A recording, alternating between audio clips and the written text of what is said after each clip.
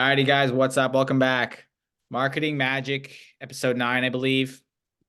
Here with my pal Greg, and today we're gonna drop some good stuff, which is kind of at the crux of a lot of people struggling with their brands and their online businesses. So Greg and I were just chatting before about sometimes getting on calls with people. They're trying to figure out what's wrong, or they're trying to start running ads to their website, and they don't know why it's not working. So maybe we'll give like the overview there, and then dive into some of these specifics. Yeah, first I just want to say that your background has been getting better and better each episode, and mine has stayed the same. And today I feel significantly underdressed, like in terms of background. So I've got to up my level here. Well, it's just black over here, and I think the lighting's still weird, but little steps here, little steps. I have some light beige walls from the early 2000s behind me, and it just I don't think that is really the vibe that I want to be giving off. So I'm going to have to do something. Yeah, but Hormozy records in a closet sometimes too, so you got that. He does. He does. All And the right. Yeah. shirt Let's feels like let's. Friday. The shirt feels kind of like it feels good. Okay. Okay. All right. Well, let's not keep people waiting. We'll dive into the meaty stuff right away. Yep. So, um, I mean, the overview here is like anatomy of a successful like e-commerce brand, which is very broad. But when we zoom in a little bit, it's like, okay, I'm setting up my website and I'm building this brand, and I want to start getting sales, and then I want to start kind of scaling what I have. So often, then the next step is a source of traffic, and that could be Google ads, that could be Facebook ads, it could be TikTok organic, whatever. It could be whatever platform you choose. But a lot of people want to sort of assemble their. So I've gone on a few calls with people recently. You do this a lot, Greg, where they've gone ahead and they feel like they've gone through the steps of setting up their brand, and they think they have a brand. I think maybe this is the crux of the issue. They think they have a brand, and they think they've gone through the steps that create a brand, and then they start running traffic and they're not getting sales, and they don't know why they're not getting sales. So that's like the problem people often arrive at. Maybe they've done a few sales here and there. Usually they've been, they've got their website up. This is usually a fairly recent, like it's like a new brand, someone who's been up for a few months. And then they're kind of struggling. So that's where we jumped into this and wanted to just zero in on what's like the X factor, or the only factor, the main factor that creates that life in a brand, where then you can start getting sales and you can start amplifying that with ads, scaling, turning into $1 million enterprise. Good one. Good one. I'll tell you that earlier this week, I have done content reviews, one-on-ones, probably like a dozen different brands. And it was really around a lot of this stuff, looking at their social media engine, looking at their ad campaigns, looking at their landing pages and all of that stuff. Some are doing well, some are working, some just need a few tweaks, and other ones need a lot of help. Mm-hmm. And I think here's one of the problems, and none of the gurus tell you this, but building a brand isn't necessarily step one, step two, step three, right? Because here's the thing: we need something to sell, and we need someone to sell to, right? So we need a product, and we need traffic, we need customers, and it's unfortunately not quite as simple as just adding those two things together, because they affect one another, right? And so one of the problems that I've seen is people create a product and then they're like, okay, now I need to find someone to buy it. Mm-hmm. And so then they start, if they're going for free traffic on social media, they start a social media account, but all they do is post about the product, right? And it's like, look, it's my product, buy my product, you got to buy it. And like everything is so product centric. That stuff sticks out like a sore thumb on social media, right? It's the content that looks like an ad, even though there's no ad spend behind it. People go right by that, right? Unless it's really good, and it's usually not when people are just starting out. So just having all the messaging be product centric makes it hard unless the messaging, like if the right person can see that and it just clicks and they're like, that's for me, I want that thing, then it works. But that's like, you know, 1 out of 10, 1 out of 100.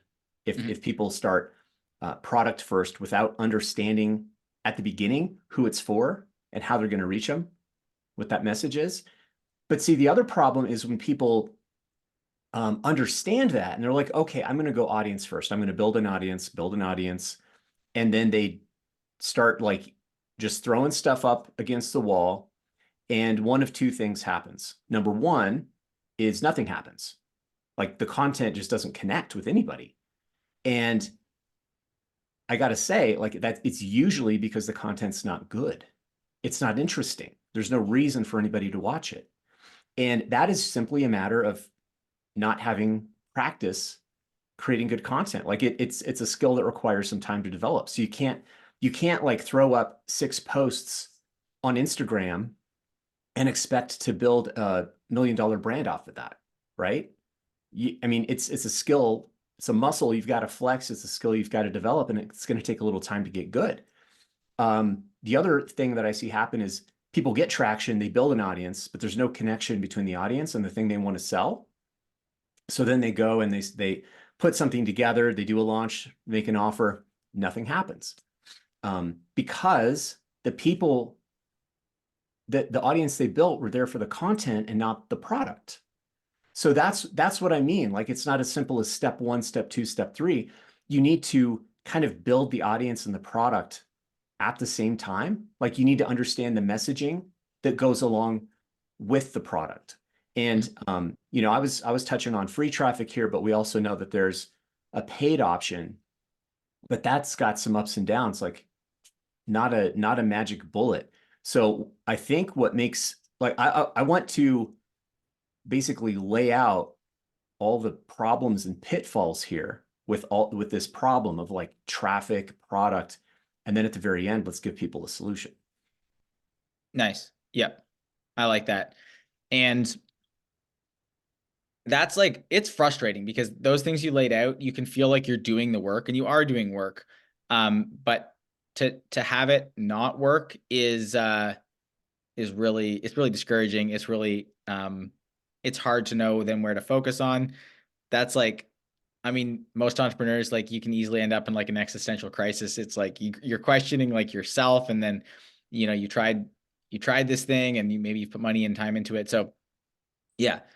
So should we dive into some of like the more specific problems, whether it's like, because the way I think about this is, see, you outlined some of those problems, but typically there's that lack of kind of like integration in what people are doing, to the point where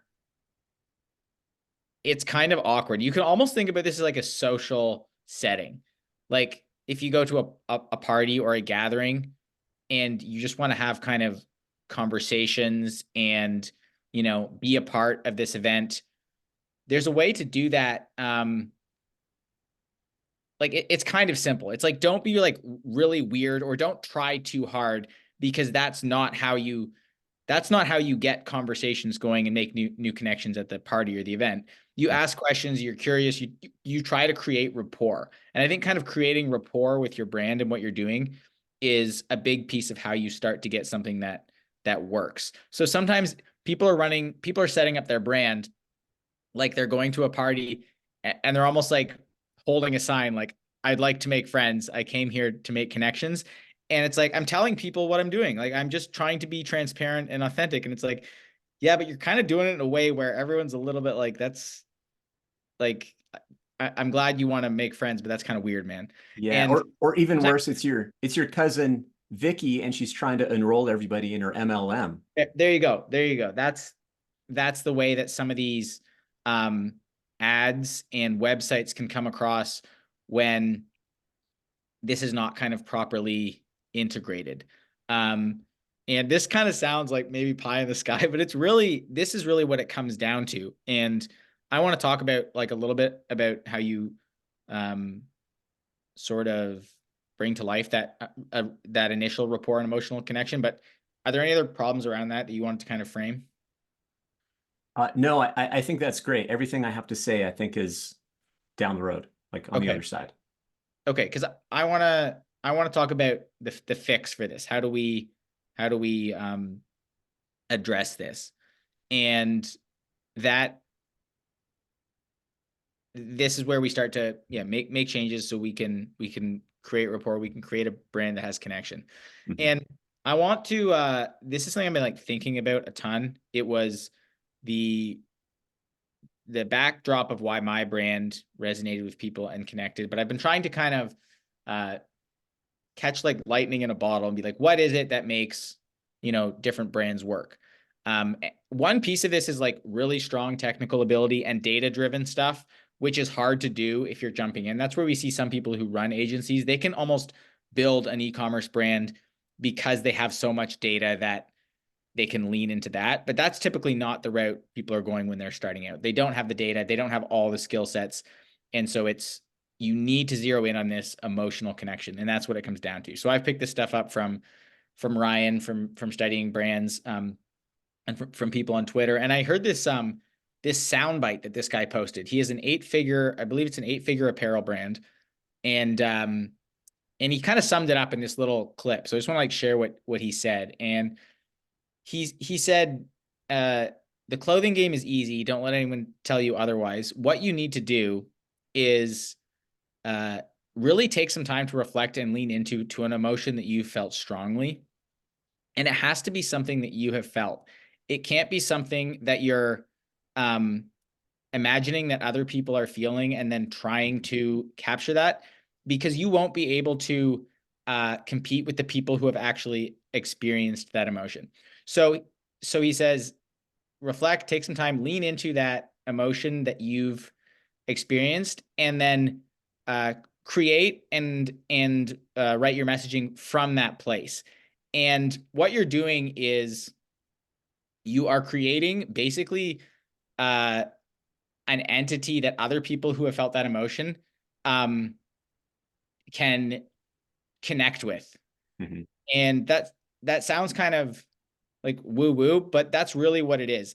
How can you create almost like a receptor for that same emotion that you felt, so that when someone bumps into a little piece of that, which is an ad or an email or a social post, or you even telling them about the brand or even the name of the brand or the name of the product, that there's a little piece of that when your target audience hears that, they say, oh, I know, I kind of get this. And I'd like to learn more. I'd at least hit follow on Instagram. I'd at least sign up for the email list because I found something. I've been able to land on something that resonates with that piece of me. So I'm, I don't want to ramble here, but this is kind of, I think, what boils down to having an initial connection that then influences your landing page, how you set it up. This cuts through all the like what change should I make? Where should I put the banner? Like all these things that people assemble and then don't get sales or their ads, or they get too focused on the product. All this comes back to, in my opinion, this trying to create this connection that this trying to create this entity that when someone else connects with, they're like, this is something I almost maybe didn't know what I was looking for, but now I found it and I want in. Exactly. Exactly. Yeah, that brings up a couple things for me. That connection is people don't understand how valuable that is and how much that can drive you forward. And it can be terrifying for a e-commerce newbie to be out front, like to be the face of the brand, to be vulnerable and directly connecting with the customers. And so instead, I think what a lot of people do, what the impulse is they try to do a faceless brand. They try to hide behind a logo and a design. Um, when the primary store email is support at such and such instead of the founder name, people don't realize what a lost opportunity that is, right? And when all the landing page copy is clearly, first pass chat GPT gibberish, that a whole bunch of words that don't actually say anything, and then people wonder why the landing page doesn't convert, right? Yeah. And it's because they're trying to run a business without any humanity in it. But the secret hack to moving quickly is to put some humanity in your business. Like have your face out there so that when people are purchasing from you, they're like, oh, that is the person. I trust them. When it's just this faceless thing with a bunch of chat GPT gibberish saying, you know, we we have the best customer service and have Yeah. we care most about our quality supplier. It's gibberish and Yeah. it doesn't mean anything. Yeah. And even if the customer doesn't land there and look at it and say this is AI garbage, right? There's no connection made. I was just gonna say, there's no reason to stay. No Dude, it's reason to the stay. pop-ups, dude, that say like stay in touch. It's like, why would you want no? Like, do you know how much interesting content is out there? Why like and that's why no one signs up to your emails. It's like keep in touch or whatever. It's like it's the Stay same thing. informed. Yeah. Um, I want to comment on that because I think from the place we're talking about and the people we're speaking to, that like you said, the advantage is leaning into you don't have to build a personal brand here. This doesn't mean it has to always be you either, but in the start, that's your advantage. When you Yeah. get good, I believe like people who are really gifted with this with brand building, you can then create a brand that has a personality, and that's what you start to learn. You start to learn how to do that, but uh, I think you're right. When you're starting out, the way to do that, like the hack to do that is that it's kind of you, like you're the brand a little bit, Yeah. and that's where you insert some of this personality into it. This is a little example of this. Someone responded to an email of mine the other day, and it's always scary when you see the first line in the preview text of you're like what problem is coming up here, but the preview text is Ben, someone needs to tell you this. And I'm like, oh my gosh. Um, so they said this. So this is responding to actually on the back of last week, a campaign that I turned into a flow automation. So Ben, someone needs to tell you this. The notes you write to potential customers is genius, even with all the typos, exclamation mark. I have been on the fence about this product, but purely because of your marketing tactics, I'm buying, exclamation mark. I really hope this becomes a permanent product for me. Thanks for making it feel like I bought it from a friend, Kristen. I know I'm shooting my own horn a little bit, but like those typos were not like intentional to make it sound like I do struggle with that. There's no excuses, but I do lean into a conversational, um, poorly formatted email style to try to build rapport with people, which is exactly what we're talking about. Right. And that's where your advantage is not that you have to be this insane copywriter or that you have to go pay someone to do that, but that you can lean into those factors that make you and your brand unique when you're starting out. That's going to connect with, maybe it's only 5 people to start, but that's huge, and that's where you can start stoking that fire. And we'll talk about that, which is how you grow. But I just thought that was a concrete example of people experiencing that resonance, and the difference between someone taking the time to actually respond that, like, you don't get that a lot, but that's the complete opposite end of the spectrum of one of those stay in touch pop-ups when there's nothing about the page that would give someone a connection. Okay. Okay. Devil's advocate time.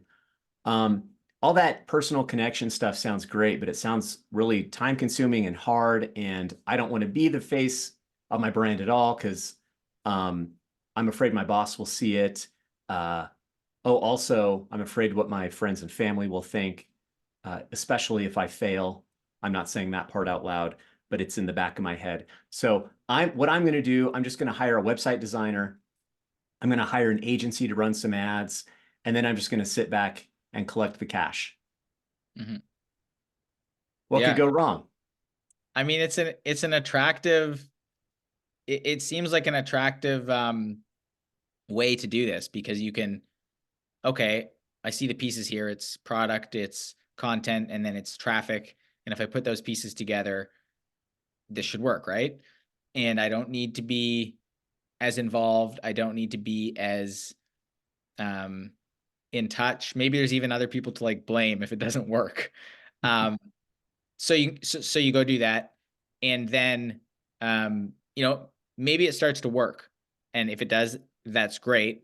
I would argue it's going to be harder to sustain what works because you're not going to be totally sure what the factor is. Maybe you have a really good agency, but then you're leaning on them to run your business, and how to you don't know how to run or improve your business, because then you're going to want to bring it in house. You're going to say, oh, this works, we have a business, I can do the ads now. And then you lose what works, and turns out you just had a really skilled freelancing or agency running your business. You still don't have necessarily a brand. You might have a piece of it, but so what I would say to that is, you need to become like fluent in your own brand, like learning a new language, which is difficult.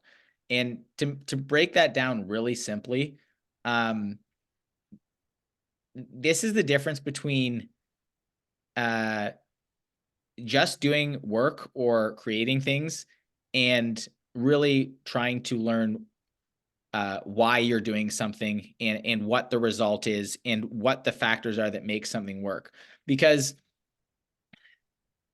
it's really tempting to think, okay, I did the website, I did that, check the box.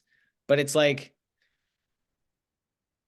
did you really start to dig into why someone might want to buy? Like, this is the hard stuff um about creating brands and products that work. I think that people really want to skip over and just do the tangible thing. Like, I set up the Klaviyo automations, that means email's done. And it's like, well, did you take some time to write a welcome flow, kind of in your own words, trying to communicate what you're trying to do here? Or did you know, study 10 other websites of people who are doing something similar and ask yourself, oh, I wonder why they have that there, or the reviews here? Or it's becoming fluent so you understand how to diagnose and improve. If you outsource, you haven't learned anything. It's kind of like, I don't know if like this is a good example. It's kind of like cheating on the test to get the mark. You can still get the mark that way, but it's like, did you actually learn the thing? Does that make sense? It's kind of becoming, yeah, it's becoming fluent so that then you know how to solve the problems. When you do that, you start to become like unstoppable because you're Yeah. actually learning stuff. When people want to go straight into owner's mode and they want to hire a bunch of people to run everything for them, um, the problem is for people who have never done it before, but are still in a decision-making position, you have no basis for how to make decisions. You have people working for you doing certain things, but you have no way to evaluate if they're doing a good job or not, Mm-hmm. right? Other than revenue. And when it's not working, you have no way to troubleshoot why it's not working. And so then you fire them and hire another team, and then you fire them and hire another team. So when I have people come to me, one person told me that they have gone through, it was something like they've gone through 9 agencies in the last 12 months and they can't find a good agency. Mm-hmm. I'm thinking, I don't think the agency is the problem. What is the common thread between all 9 situations? Yeah. It's not the agency. You don't know how to hire agencies. You don't know how to evaluate them. You don't know how to empower them to do their job. Mm-hmm. You don't know how to give them what they need to run effective campaigns. Mm-hmm. So, man, last thing I'd want to do is get involved with somebody where I was the 10th agency they were hiring. Mm-hmm. I wouldn't even, no way. You know what I mean? Yep. That person needs to learn how to be, they need to learn how to be a business owner. They need to learn how to either completely empower somebody to make decisions, or they need to understand what goes into the decisions they need to make. Because something's broken there. And I have a hard time believing that it's 9 agencies in a row, right? Yep. Uh, here's here is here's the other piece, the other thing I wanted to say, except I lost it. I One was. thing, okay, here's you know about Eugene Schwartz levels of awareness, Yep. right? There's like uninformed people, and then there's deeply informed people, and there's all kinds of things in between. One of the problems that entrepreneurs run into when they're starting a brand is that they are typically, like if they're starting something that they are interested in. Typically, they are in the most aware category when they create their product. And they're speaking in that language. So they're most aware, and then they only know how to speak in the most aware language. What that means is if they invent a better pair of nail clippers, the only thing they know how to do is to say why this is the best pair of nail clippers, right? Right? Oh, well, this has a such and such like textured grip and blah, blah, blah. And what happens is they just start talking about features of the product, the features that make it better, different, or whatever. But most of their audience is not in that same state of awareness. They're much, much further up, and they need to be told why that feature matters. They need to be told what the product does instead of what the product is. Yep. And this is what I see over and over on landing pages, blah, blah, blah. It's like all about features.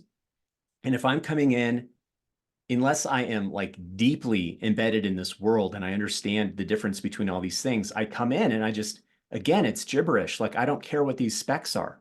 Why would I want this? Right? Hit me with the pain point, right? If I have like scratchy nails and they snag my whatever and ruin my new suit, or I catch it on something and rip my nail off.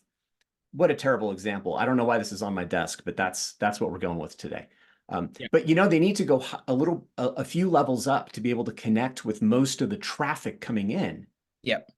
and they need to like back their brain up and remember what it was like before they were most aware. And that's another problem that I see a lot of people make, and it causes a complete lack of connection with the customers, with the traffic coming in, when they're Yep. just talking about what the product is instead of explaining what it does. Yep. I want to just zero in on this for a little bit because people probably hearing this like, okay, I kind of get it. But I know when I was listening to this type of content, I would always be like, yeah, but what does that mean for my product or my landing page? How do I start to get what these people are talking about? So we can use even the nail clipper example, or we can pick a different one, but it means, to your point, speaking a little bit more to the audience and to the situation in which your brand is going to exist than just the easy grip nail clippers that you don't drop. So this is kind of, maybe it's a bit of a niche because we're already product focused if we're talking about nail clippers, but maybe we're talking about making just things easier for senior citizens, for something like that. And so the brand is around um, adjusting your life to get rid of some of these headaches that you start to encounter as you get older. So Mhm. you're realizing you're getting older, and some of these things are. So maybe another one's opening a jar, clipping your nails, putting your shoes on.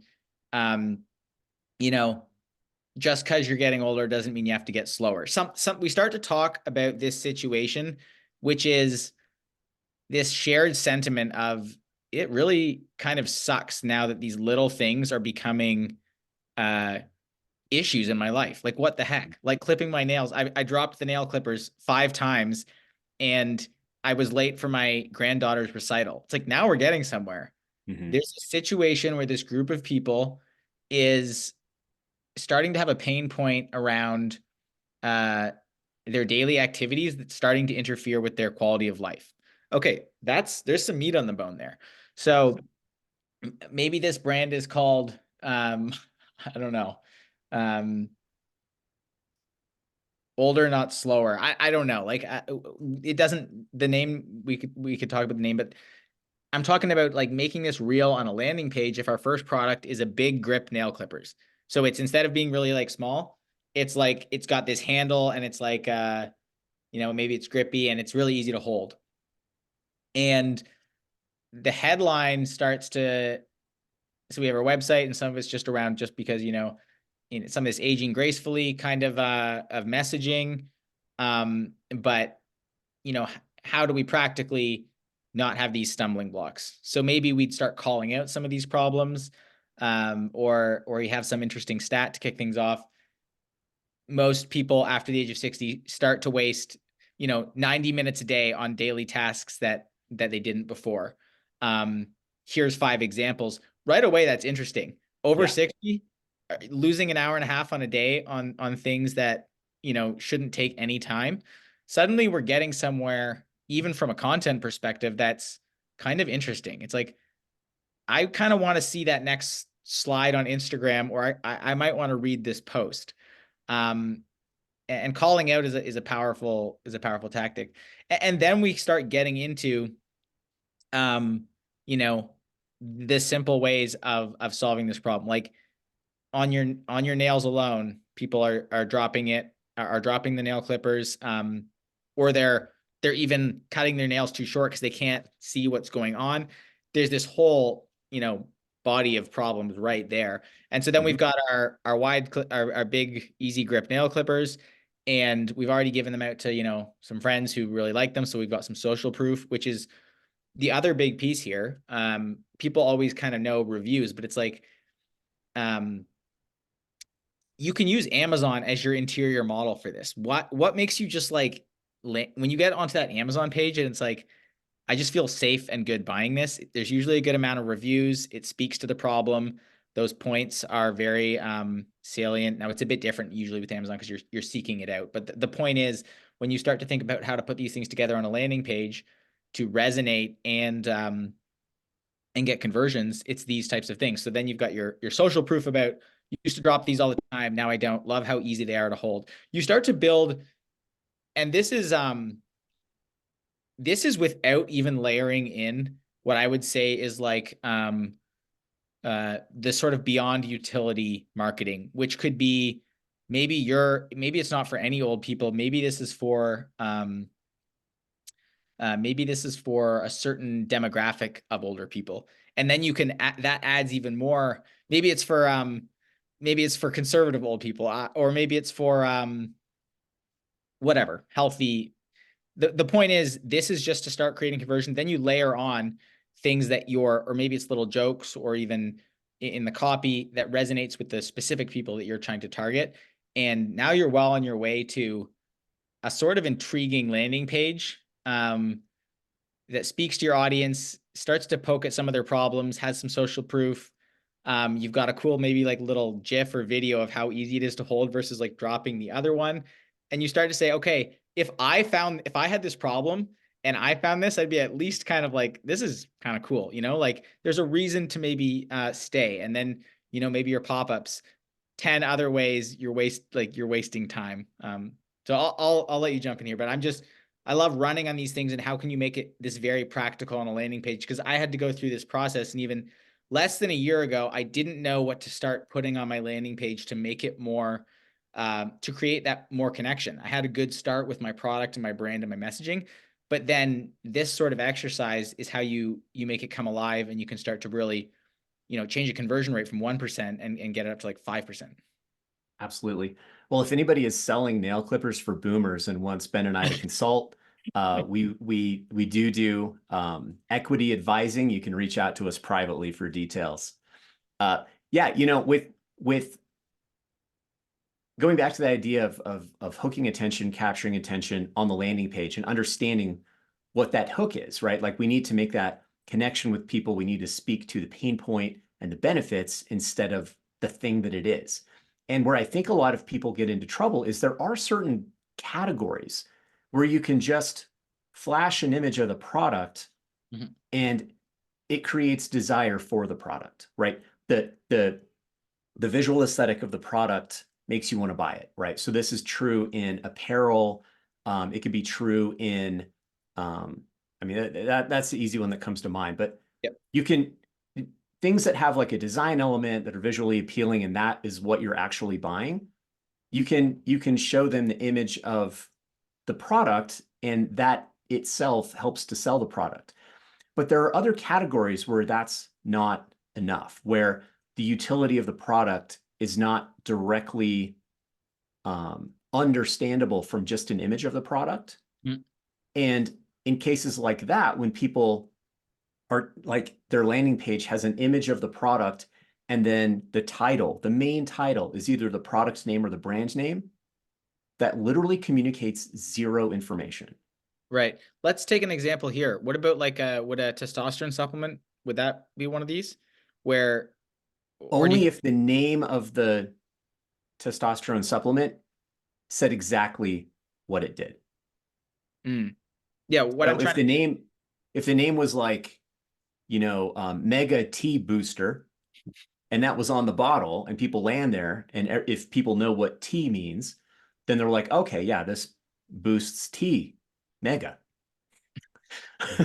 Right.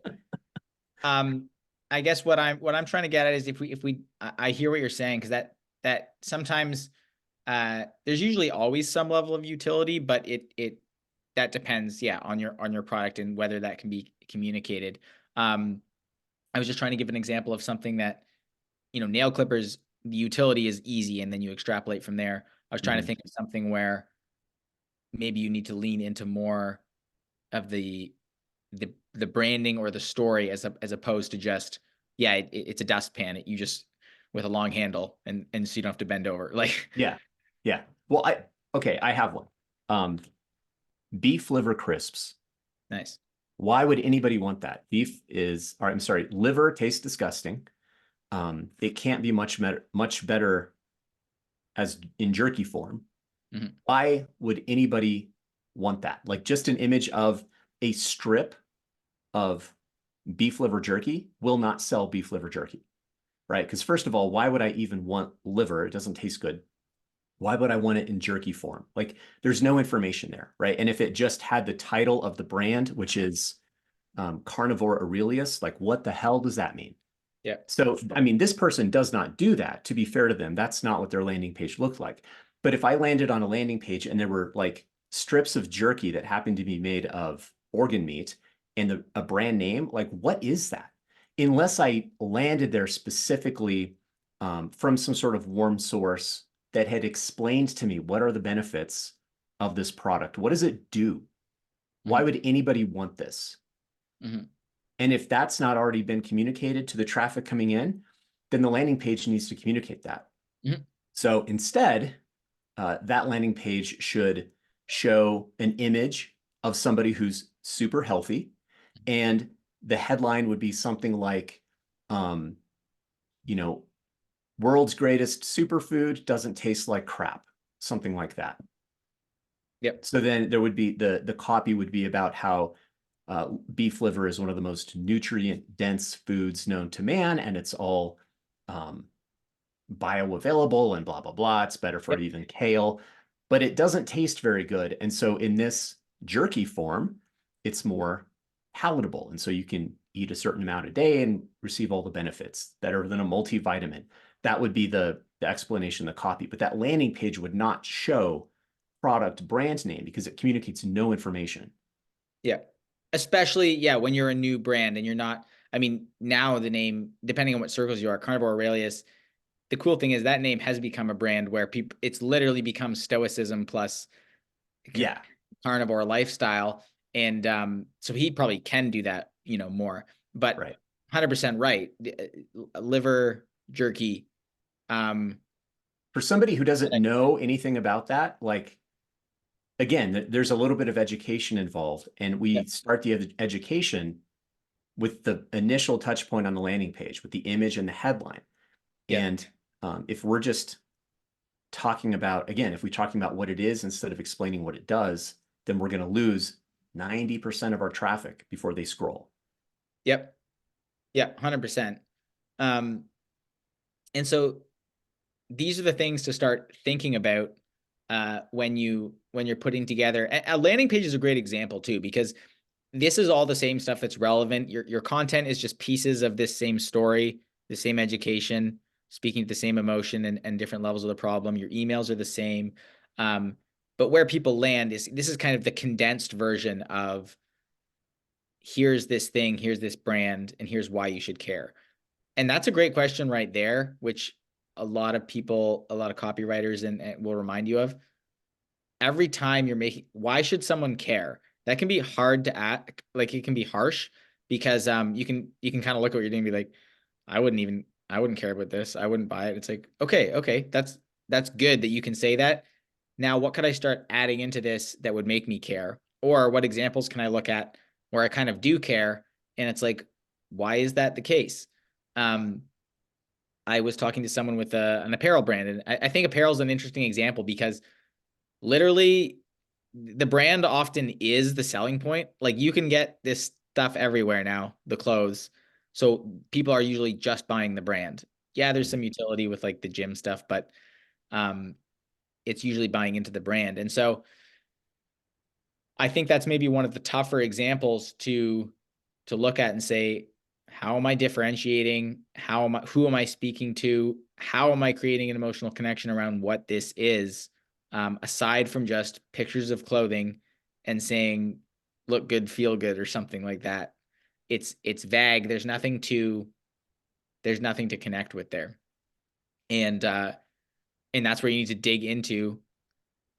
I mean, why did you start this brand? What is the point? What is the problem it solves? What is the who are the people it's for? What is the mission? I don't think you always need a mission, but a mission is can be a very guiding principle when you are solving these problems, because you're going to start asking yourself questions like, why should someone care? And you're like, gosh, maybe they just shouldn't care. I don't know. And it's like, well, that's good. That's a good thing to dig into. Um, there's a guy on Twitter, and they started it was, I think, a merino wool or alpaca wool socks. And it's like, that's not that new of a thing. They're crushing it. And they're telling a story around, the best socks in the world or whatever. So you can 100% find a way to um, make your brand hit harder. It's, it's a tough learning curve. It's a steep learning curve, but this is the stuff that you could dig into that is going to give you the freedom to not only create your own ads and start getting your own sales and deciding if agencies are good fits or not, but just the confidence to start um, understanding what's going on and then why something's not working when it stops working. Yeah. Yeah. Exactly. Cool. Well, we went a little deeper on that one than I anticipated, but this is at the heart of like a lot of this stuff, and um, it's really important to kind of dig into this to get I think to be in a good place to then grow. Because the cool thing is, this is where all your ads flow out of this. Actually, here's maybe the final piece. I only learned about this recently through a consultant I worked with, and it's something called a creative brief. And this guy's driven massive numbers, like over $30 million in sales with his ads and marketing and stuff. And a creative brief is essentially kind of answering all these things you're talking about. It's like a thesis statement. Like back in school, you had to come up with a thesis statement for your essay. It's like a thesis statement for your brand that starts with kind of what you are and who you're for, and then the problems it's solving for people. And you can get more and more in depth with what is a journal entry of your ideal customer before and after they used your product. These little things that start to put together this spider web of content that suddenly you have your copy, you have your unique selling proposition, you have your headlines even. And then the way you take this even further is then you go to sites like Reddit, you can go to these forums, you can literally find sentences about someone who says, I'm just going to make one up, like, had low energy all the time till I started eating liver crisps. Like there's literally people saying this stuff on Quora and Reddit and Instagram posts. And it's like, that's your copy. Like you Mhm. can take inspiration from that and start building out um this messaging and this content that will give that life and that connection to your brand. So creative brief stuff, you can just Google that or look it up, but it's building out this foundation to then you create your ads from that, your emails. It gives you a bit of a framework, and it gives you a bit of a kind of a playground to know what content to make. Exactly. And for anybody resistant to doing that, like it's not set in stone. You can change it later, but Yeah. it gives you something to work from that has a little bit more soul than getting emoji flanked bullet points from ChatGPT and thinking that you're writing copy. That is it. It's getting that soul into your brand and your project. And that is what a lot of people desperately are even if they don't realize it, they're trying to do that. And that's getting that when you get that soul, that's kind of like spirit vibe, whatever you want to call it, into your brand with your copy and your messaging. That's what people connect with. That's when your landing page converts. That's when you start making those sales and your ads work. So 100%. All right. Now, I don't know if you noticed, I was feeling a little salty today. I do apologize if anybody was offended. You don't have to listen to a single word that either Ben or I said today unless you want to make money. Yeah. On the note of making money, there's a little pitch here, which is there's an event coming up that I went to last year, and Greg was there too. It's an e-commerce brand building event. It's called CapCon, Capitalism Conference. Through a guy named Brian Moran, who Greg and I have both learned a ton from and kind of worked with in different capacities. He's this event's in April, so it is coming up. I met a dude there who got me to start trying Facebook ads again, which totally changed the trajectory of my brand and helped me learn a bunch of this stuff. So, but not only that, there's also, so what, if you buy a ticket now, there's also a class he's doing this weekend, which is on different ways of turbocharging your brand with some cool strategies that are working right now. So it's kind of taking some of the stuff we've talked about, and then how can you pour gas on the fire, whether with ads, with some of this TikTok stuff that's working. So I think that class is like free if you go to the event. It's not a cheap event, but if you're looking to get more of the stuff that Greg and I are talking about, this is like, so last year I heard the founder of the co-CEO of Black Rifle Coffee speak there, which is a huge inspiration for my brand.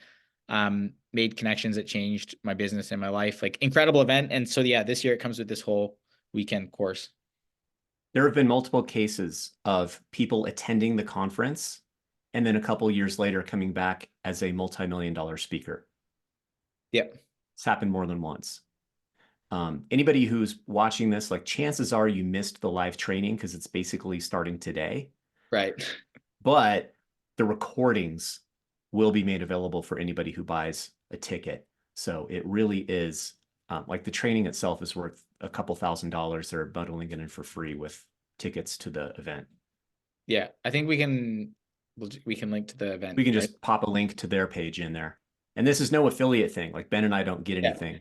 for sending you guys there. Ben, unfortunately, you're going to miss it this year. You've got another obligation. I will be there.